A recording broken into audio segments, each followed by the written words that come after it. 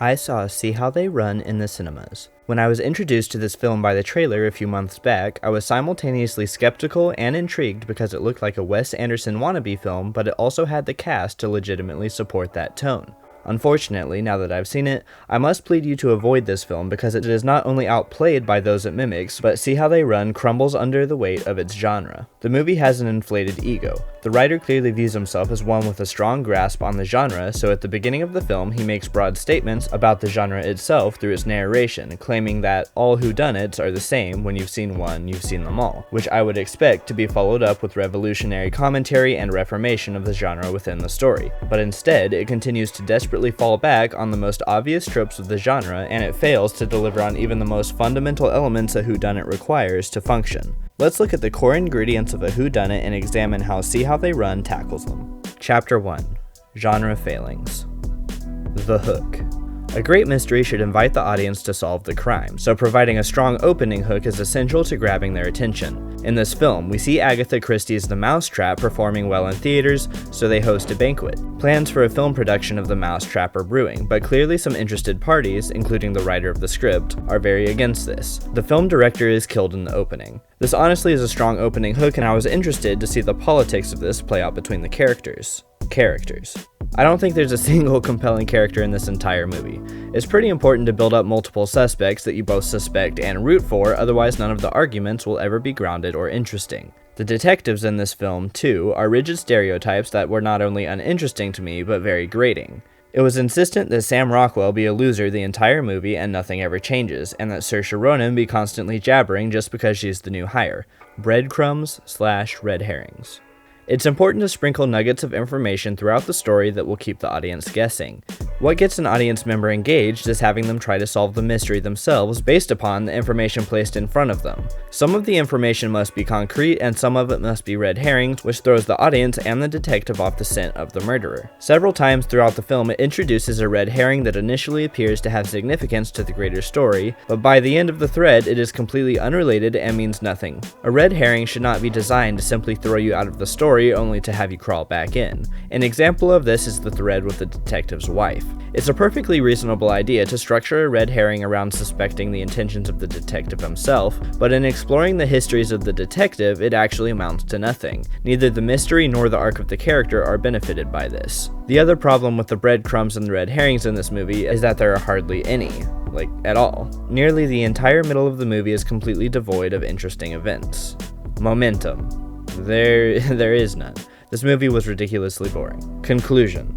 I'll talk more about the conclusion of this film by the end of the video where I dive into some of the themes of the movie. But essentially, this is not a satisfying conclusion because there was no adequate information strung throughout the film for you to be able to have a guess as to who the killer is. While it is still painfully obvious because the characters are poorly presented, the way the film wraps itself up and solves this case is by suddenly dropping a dump truck full of undisclosed exposition. It's not a payoff or an organic eureka moment, it is the film clunkily explaining itself to you rather than you explaining your case to the film. Let's move on to the next section. Chapter 2. Tropes. Through the narration of the film, it constantly points out the common tropes of whodunits. It makes fun of murder mysteries for always killing the most unlikable character within the first 10 minutes, but then it proceeds to do just that. This film epitomizes common archetypes of detectives and witnesses often found within whodunits, but completely forgets to understand the reason that inspire why these characters may be that way, which leaves them as hollow tusks, wholly uninteresting and annoying. There's a self-awareness in the film about what it's doing and what the tropes of whodunits are, but this understanding never amounts to greater meaning or commentary, so it comes off as sly and disgusting. I perceive it as a mind game to trick people into assuming this film is far smarter than it is, while in reality it is just desperately grasping into these obvious and tired tropes to try and stay afloat, yet it can't even deliver on those properly. For all of its egotistical flamboyance, it sure seems to me like the writer may not have as good a grasp on these tropes as he claims to, otherwise the movie wouldn't be this bad. It mocks other whodunits by genuinely skilled artists only to be far inferior to them and offer nothing in return to the audience. I touched on this concept in my Dragon Ball video.